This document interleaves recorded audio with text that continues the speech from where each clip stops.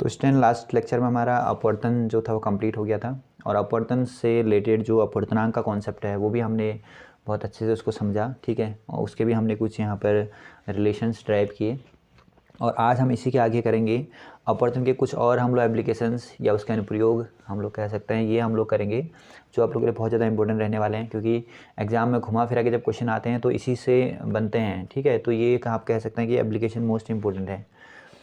तो इसके बाद जो हमारा चैप्टर कंप्लीट हो जाएगा, इसमें हम एक और काम भी करेंगे।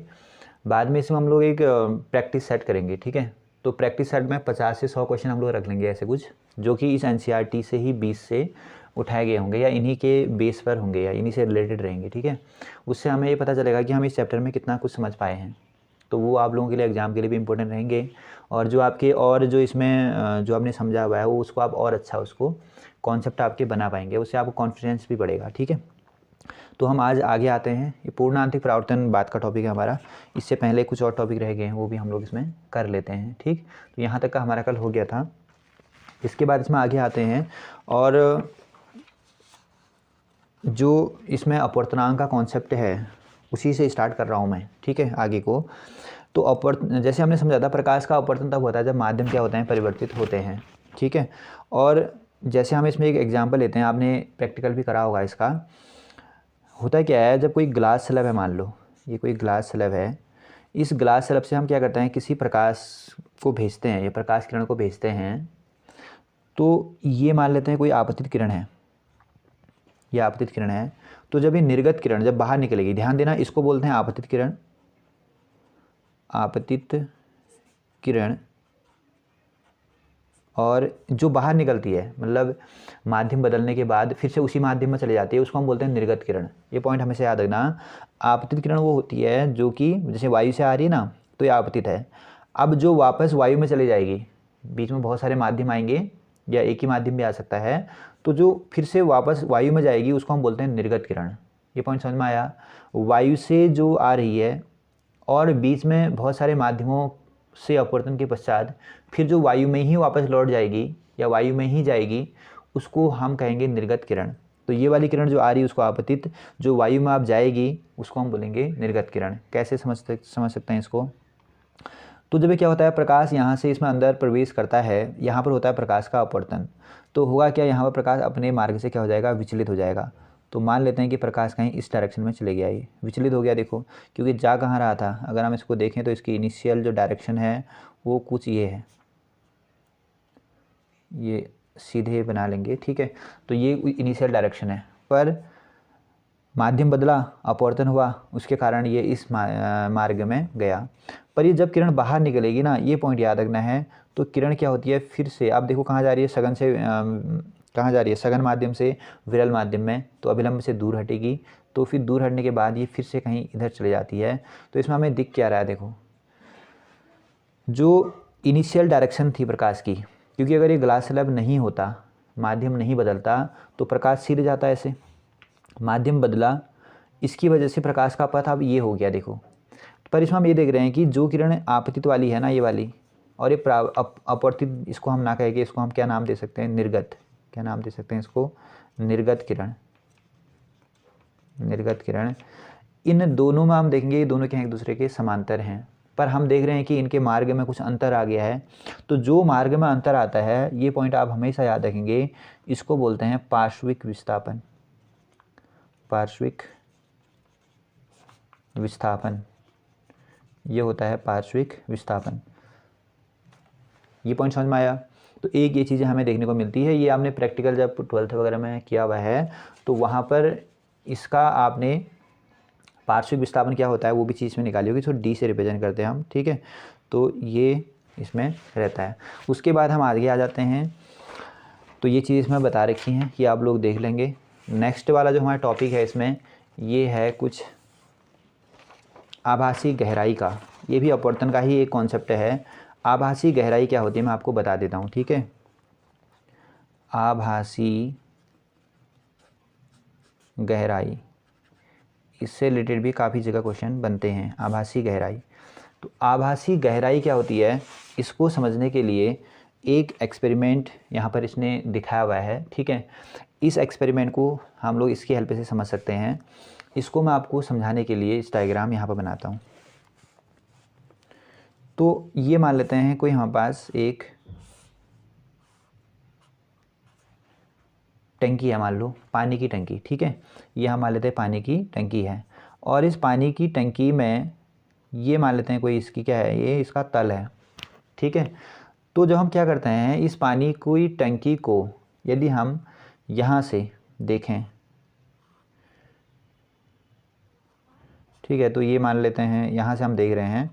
तो जब हम इसको देखते हैं यहाँ से पानी की टंकी में, तो हमें क्या होता है, इसका जो टंकी की तली जो होती है, इसका जो तल होगा वो तल हमें थोड़ा सा ऊपर दिखाई देता है। मतलब जितना गहरा है ना उतना दिखाई नहीं देगा, ये उससे कम दिखाई देगा। हमें लगता है कि कम गहरा है, पर ये गहरा एक्चुअल में ज़्यादा होता है। तो ऐसा क्यों होता है, इसको थोड़ा सा समझ लेते हैं। तो एक लाइन मैंने यहाँ पर खींच दी, ठीक है। ये यहाँ पर हम देख रहे हैं, ये आप लोग इसको समझ सकते हैं। उसके बाद क्या होगा, होता क्या है, जब हम इसको देख रहे हैं तो क्या होगा, यहाँ से लाइट आएगी हमारी आँख तक पहुँचने के लिए, ये कोई लाइट आई, पर जैसे ही ये क्या होगा, सघन माध्यम से विरल माध्यम में जाएगी, तो आपको पता है अभिलंब से दूर हटती है किरण। तो ये जा कुछ ऐसे रही थी, अब ऐसे नहीं जाएगी, सीधे हल्का सा क्या हो जाएगी, दूर हट जाएगी। तो ये थोड़ा सा बैंड हो गई, ठीक है। इतना ये समझ में आप लोगों को आ गया होगा। यदि हम इसमें एक किरण और ले लें, ये किरण तो बहुत आएंगी ना, हमें कुछ किरणें ले लेनी हैं। जैसे ये किरण एक आई, तो ये भी क्या होगा, हल्का सा क्या हो जाएगी, ये भी हल्की सी बैंड हो जाएगी। तो ये भी कुछ ऐसे जाएगी, थोड़ा सा बैंड होने के बाद ये कुछ मुड़ेगी, ठीक है।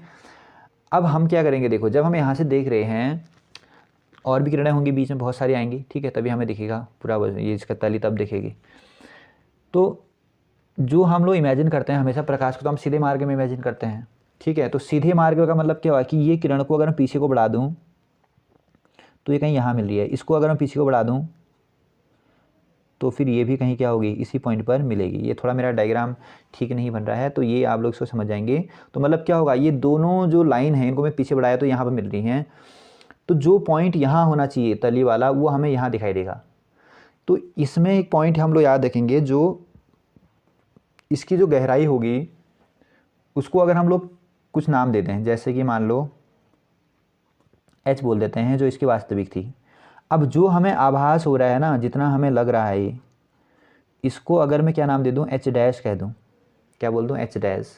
और पानी का अपवर्तनांक मान लो कितना है, n है, पानी का अपवर्तनांक कितना है, n है। तो हमेशा याद रखेंगे जो ये आभासी गहराई है इसको हम ज्ञात कर सकते हैं। h डैश की वैल्यू होती है वास्तविक गहराई बट्टे में अपवर्तनांक। इसका फॉर्मूला क्या होता है, वास्तविक गहराई बट्टे अपवर्तनांक। क्योंकि सब किसकी वजह से हो रहा है, अपवर्तन की वजह से हो रहा है, या हम अपवर्तनांक की वजह से हो रहा है। इस मीडियम का जितना ज़्यादा इसका अपवर्तनांक होगा उतना ही हमें ये क्या होगा, ये ऊपर दिखाई दे रहा होगा।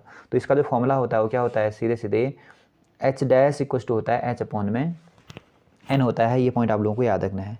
इसको फिर से एक बार समझ लेते हैं, जो बुक में डायग्राम दे रखा है इसकी हेल्प से भी इसको समझ लेते हैं, तो और आपको ये समझ में आ जाएगा। तो जैसा कि इसमें दिखाया हुआ है, इसको भी आप लोग देख लो एक बार। इसमें ये है इसकी तली, जो नीचे इसमें दिखा रखा है ये इसकी तली है, ठीक है। ये यहाँ पर इसने तली दिखा रखा है। तली को नोट करने के लिए एक पॉइंट बना दे वहाँ पर। यहाँ पर हम देख रहे हैं, मान लो हमारा फोकस पॉइंट कौन है, ये है जहाँ पर हम देख रहे हैं। दर्शक यहाँ लिखा है, आँख यहाँ से देख रहा है। तो क्या होगा, जब यहाँ से इसको देख रहा है तो क्या होगा, जहाँ से हम देखते हैं वहाँ से किरणें आती हैं आँख की ओर, ठीक है। प्रकाश आएगा तभी तो हमें दिखेगा वो, ठीक है। तो ये प्रकाश किरण आई है एक, ये तो इसने विलंब डाल रखा है, इसका कोई रोल नहीं है ज़्यादा, ठीक है। यहाँ इसमें हम कह सकते हैं मुख्य अक्ष की तरह काम करेगा। ये किसकी तरह काम कर रहा है, मुख्य अक्ष, जहाँ पर प्रतिबिंब बनेंगे। तो यहाँ से क्या होगा, एक किरण आई ये वाली, ये किरण बैंड होगी, देखो क्योंकि क्या हो रहा है, सघन से विरल में जा रही है तो बैंड हो जाएगी। एक किरण और आई, ये भी क्या होगी, बैंड होगी, क्योंकि ये भी सघन से कहाँ जा रही है, विरल में जा रही है। अन्य और किरणें भी आएंगी, उसको हमने इसमें नोट नहीं करा हुआ है। 2 किरणें ही हम लोग लेके चलते हैं, 2 या 3 किरणें, ठीक है, प्रतिबिंब बनाने के लिए। तो हमें एक आइडिया मिल जाता है कि प्रतिबिंब यहाँ बनेगा। तो इसको अगर हम क्या कर रहे हैं, पीछे की ओर बढ़ाते हैं, ये वाली किरण को ये पीछे बढ़ा दिया, इसको भी हमने पीछे बढ़ाया। तो जब पीछे बढ़ाएंगे तो क्या होगा, ये जिस पॉइंट पर मिल रही है ना, यहाँ पर ये यहाँ पर बनेगा इसका प्रतिबिंब। चाहे आभासी है पर ये प्रतिबिंब यहाँ बना होगा, इसीलिए हमें आभास होगा कि जो तली यहाँ पर है वो यहाँ नहीं है, यहाँ है। इसकी एक्चुअल अगर हम गहराई कितनी ले लें, टोटल जो गहराई है अगर वो h ले लूँ मैं यहाँ पर, ठीक है, और जो इसकी आभासी है जितना हम अब लग रहा है उसको अगर मैं एच डैश कह दूँ तो एच डैश की वैल्यू आप लोग निकाल सकते हैं। एच डैश इक्वल टू होता है वास्तविक गहराई बट्टे इस माध्यम का अपवर्तनांक। ये जो पानी इसमें भरा हुआ है इस पानी का अपवर्तनांक होता है। एक एक्सपेरिमेंट और यहाँ बता रखा है इसने, ये अपवर्तन के कारण हो रहा है फिर, तो हमें क्या कह सकते हैं, जो हमें आभासी जो गहराई होती है, आभासी गहराई का कॉन्सेप्ट किस पर आधारित है, ये भी है किस पर, अपवर्तन के कॉन्सेप्ट पर आधारित है। ठीक है। और एक चीज़ और आपने देखा होगा, जब हम क्या करते हैं किसी पेंसिल को या पेन को पानी में डुबा दें कांच के गिलास में, और अगर बाहर से आप उसका शेप देखेंगे तो टेढ़ी दिखाई देती है आपको, तो इसका कारण भी क्या होता है, अपवर्तन ही होता है। बिल्कुल सेम ऐसी घटना वहाँ पर भी हो रही होती है जैसा कि इसमें हमने इसको देखा अपवर्तन का। और एक और इंटरेस्टिंग यहाँ पर एग्जांपल इसने दिया हुआ है, और जो आप लोग मॉर्निंग में उठ के देख भी सकते हैं। ठीक है। तो होता क्या है, जब मॉर्निंग में सूर्योदय होता है तो उस समय कुछ हमें उसमें डिफरेंट कुछ अलग सा दिखाई देगा यदि आप उसको ध्यान से देखेंगे तो होता क्या है, जो हमें सूर्योदय के समय सूर्य दिखाई दे रहा होता है वो सूर्य असली नहीं होता, वो नकली वाला होता है। नकली वाला होने का अर्थ ये है कि वो जो सूर्य होगा वो आभासी होगा, वो एक्चुअल वाला नहीं होगा। यह हम कैसे इसमें लिखा भी हुआ है। ठीक है। वो वास्तविक नहीं होता, वो कौन सा होता है, आभासी होता है। और क्यों होता है, ये होता है प्रकाश के अपवर्तन के कारण। अब समझते हैं कि कैसे हम इसको समझ सकते हैं। इसके लिए हमें अर्थ को इस पेज पर लाना पड़ेगा, तो ये हम अर्थ को ले आए इधर। ठीक है। और ये इसके चारों ओर हम मान लेते हैं इसका क्या है, वायुमंडल है, तो ये इसका वायुमंडल है। अब मैंने जो भी बोला था आप लोगों को क्या बोला था उसको थोड़ा समझने की कोशिश करेंगे आप लोग। ठीक है। मान लेते हैं कि हम अर्थ में यहाँ पर हैं, ये हमारी पोजीशन है यहाँ पर अर्थ में। ठीक है। और सूर्य यहाँ से अभी उग रहा है, मान लो ये अभी सूर्य की पोजीशन है। ठीक। तो एक अभिलंब इसमें डाल देता हूँ मैं, तो सूर्य की पोजीशन अभी यहाँ पर है, ये है सूर्य।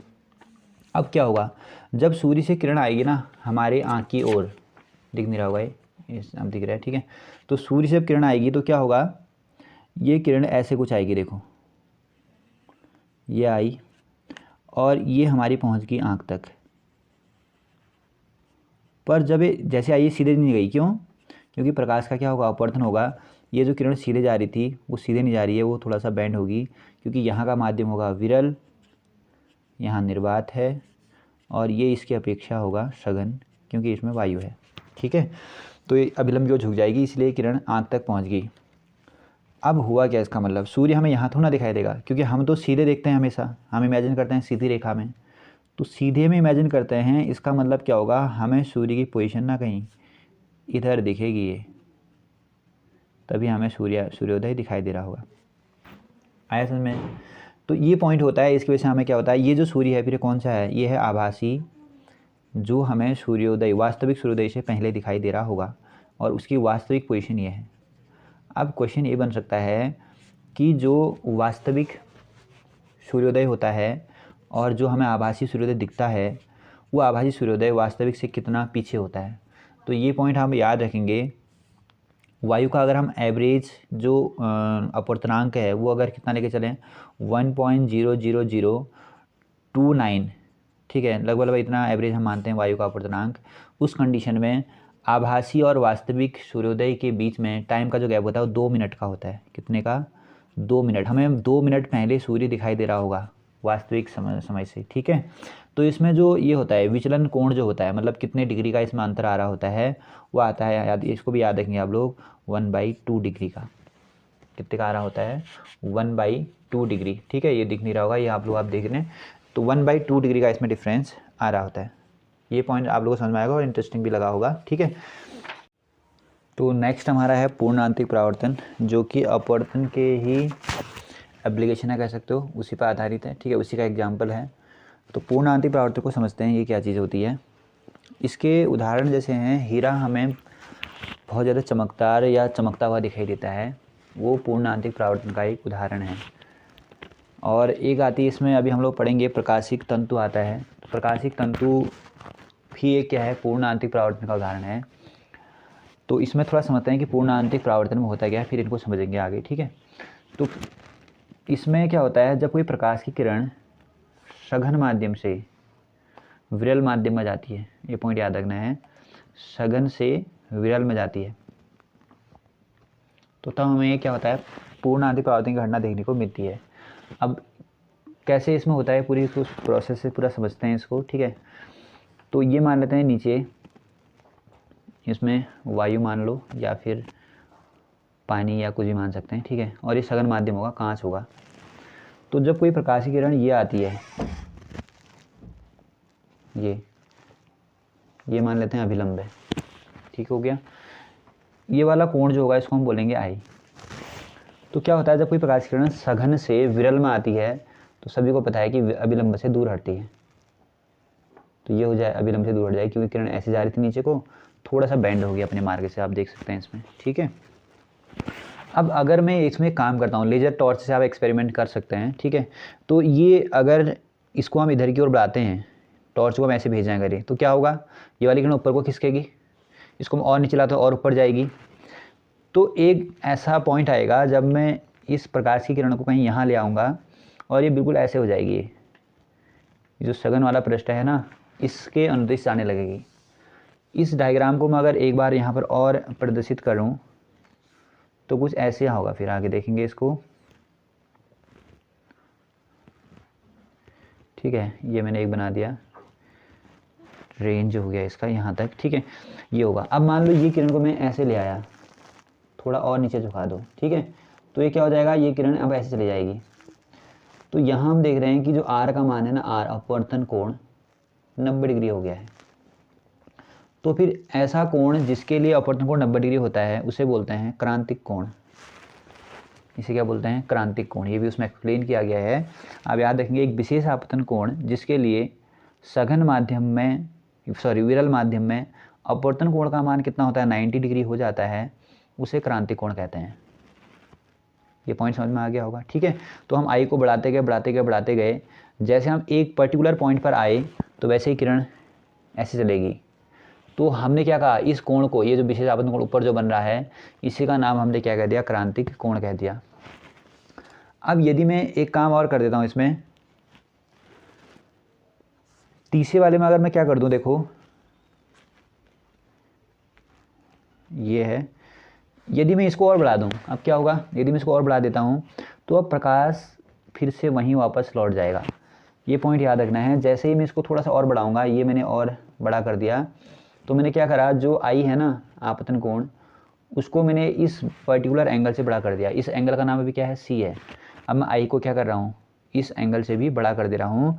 तो अब प्रकाश किरण क्या होती है, फिर से उसी माध्यम में वापस लौट जाती है, और प्रकाश के परावर्तन के नियमों के साथ, ठीक है। तो मतलब कि जो ये कोण होगा उतना ही ये कोण ये वाला भी बन जाएगा। जैसे ही ये थोड़ा सा ऊपर जाती है तो वैसे ही प्रकाश के परावर्तन के नियमों का पालन होने लग जाता है। ये पॉइंट आप लोगों को याद रखना है। तो इसमें भी हम लोग ये कहेंगे कि ये जो प्रकाश की किरण है वो अब क्या होगी, है पुनः उसी माध्यम पर लौट गई जहाँ से आई थी। तो इसी को हम बोलते हैं पूर्ण आंतरिक परावर्तन। पॉइंट समझ में आया। ये पूर्ण आंतरिक परावर्तन, एक पारदर्शी पृष्ठ है ये, फिर भी इसमें क्या हो रहा है, प्रकाश परावर्तित हो जा रहा है, इसलिए इसका नाम रखा गया है क्या, पूर्ण आंतरिक परावर्तन। ये पॉइंट सभी को समझ में आ गया होगा। ऐसी ही इन्हीं का प्रयोग हम क्या करते हैं, बहुत सारी घटनाओं में करते हैं। जैसे कि एक सबसे पहले एक इसमें एक पॉइंट आता है जो इसमें आगे भी हमें नोट किया गया होगा, उसको मैं आप लोगों को दिखा देता हूँ, ठीक है। तो ये है सबसे पहले इसमें वही चीज़ समझा रखी जो मैंने इसमें बताया था। इसमें 3 डायग्राम बनाए, देखो ये 1, 2 और ये 3, ठीक है।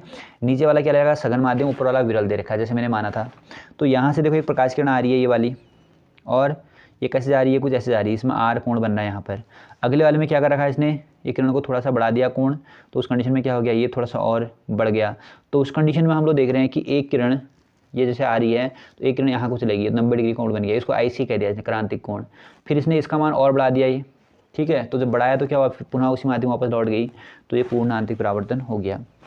तो ये तो इसमें खैर समझा रखा है, ये मैंने आप लोगों को बता दिया इससे सही से, ठीक है। उससे ज़्यादा आपको अच्छा समझ में आ गया होगा।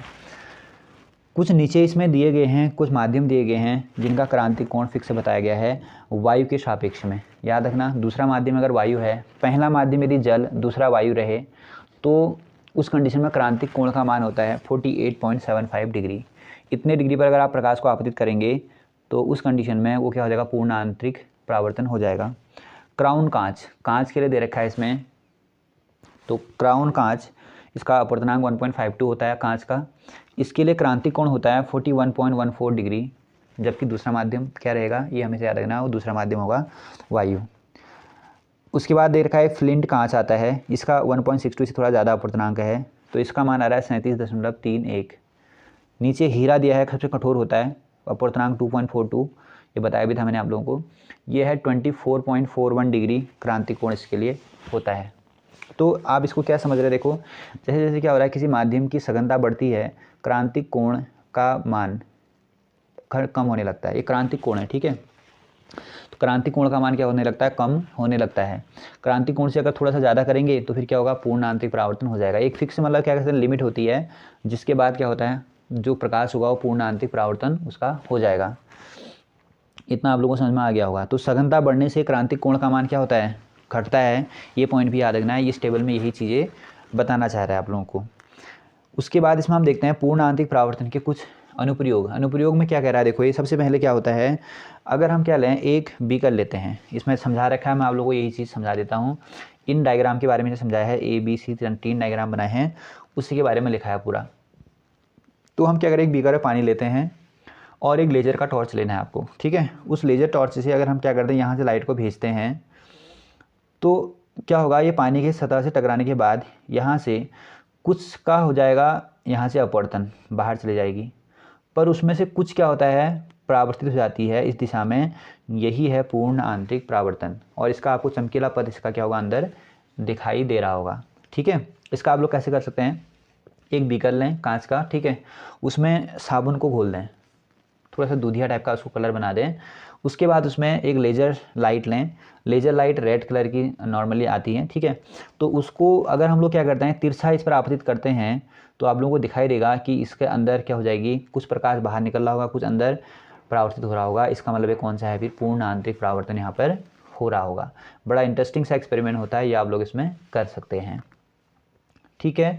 तो ये वाला इसमें रहता है। और एक ऐसी फिक्स कंडीशन भी इसमें आती है जहाँ पर क्या होता है, जो ये अपवर्तन हो रहा है ना, ये अपवर्तन नहीं होता, पूरा का पूरा प्रकाश क्या होता है, परावर्तित ही हो जाता है। यदि आप इसको एंगल को थोड़ा शिफ्ट करेंगे ना ऊपर की ओर, हल्का शिफ्ट करेंगे, तो आपको बाहर कोई किरण नहीं दिखेगी, तो पूरा का पूरा क्या हो जाएगा, परावर्तित हो जाएगा। इसको हम बोलेंगे पूर्ण आंतरिक परावर्तन। ये वाला होगा कौन सा, पूर्ण आंतरिक परावर्तन। ये वाली घटना तो नॉर्मली दिखती है, ये बहुत कम रेयर केस में दिखेगी। आप लोगों को एक फिक्स एंगल पर सेट करना पड़ेगा, उसी पर आप लोगों को ये दिखेगा, ठीक है। उसके बाद इसमें भी दिखा रखा है, इसमें क्या होता है, एक 8 फीट से ट्यूब है, इसके अंदर हमने पानी भरा हुआ है, ठीक है। इसमें हम क्या करते हैं, जब ये लाइट को इंसिडेंट करते हैं, तो एक ऐसे पर्टिकुलर आपको एंगल मिलेगा जहाँ पर कि जिसके लिए कि आपको ये प्रकाश कुछ ऐसे ऐसे जाता हुआ अंदर नजर आएगा। बार बार इसमें क्या हो रहा होगा, इसका अंदर परावर्तन हो रहा होगा। तो ये भी किसकी घटना है, पूर्ण आंतरिक परावर्तन की घटना है। इसका एक और एग्जाम्पल आप लोग समझ सकते हैं, ये मोस्ट इंपॉर्टेंट या फिर हम कह सकते हैं कॉमन सा एग्जाम्पल है वैसे, जो कि हाई स्कूल की बुक में भी आप लोगों ने समझा होगा। रेगिस्तान में क्या होता है ना, रेगिस्तान में जब दिन में के समय बहुत धूप होती है, उस समय दूर खड़े किसी यात्री को क्या होता है, वहाँ पर मरुस्थल में ये दिखाई देता है कि कहीं दूर अगर वो देख रहा होगा किसी पेड़ को, तो पेड़ की उसको छाया दिखती है, उल्टी छाया, ठीक है, बिल्कुल उल्टी छाया दिखेगी। और हमें पता होता है कि उल्टी छाया किसमें दिखती है, पानी में। तो उसको भ्रम हो जाता है कि कहीं दूर कहीं जाके क्या है, पानी का तालाब है, पर ऐसा होता नहीं है, वो केवल भ्रम होता है। वो होता है पूर्ण आंतरिक परावर्तन या फिर अपवर्तन की घटना के कारण, क्योंकि पूर्ण आंतरिक परावर्तन किसका, अपवर्तन का एग्जाम्पल है। अच्छा, एक बार ये क्वेश्चन आया था इसमें मल्टीपल चॉइस में, निम्न में से कौन एक अपवर्तन की घटना नहीं है, समझ रहे हो। उसमें बहुत सारे एग्जाम्पल दिए थे, जैसे कि एक वाला लिखा था, ये कौन सा हो गया, कि इसमें पूर्ण आंतरिक परावर्तन हो गया, ठीक है। अभी जो हमने पीछे करे हुए हैं वो भी उसमें जैसे दिए थे, ये कौन सा आभासी वाला हो गया, आभासी लंबाई वाला, आभासी गहराई वाला। तो ऐसे एग्जाम्पल दिए हैं, तो आप लोग समझ जाएंगे। यदि आपने इसको अच्छे से पूरा से करा हुआ है ना, तो आप लोग बता पाएंगे कि इसमें से कौन सा अपवर्तन की घटना नहीं है, ठीक है। चलो इसके बाद इसमें आते हैं, ठीक है। तो ये मैं कह रहा हूँ क्या होता है, इसका रीजन समझते हैं फिर। ये देखो यहाँ पर आपने दिख रहा होगा, इसमें ये यात्री इसने बनाया हुआ है और इसके सामने पेड़ है, ये दूर कहीं पेड़, ठीक है, नारियल का पेड़ शायद है ये, ठीक।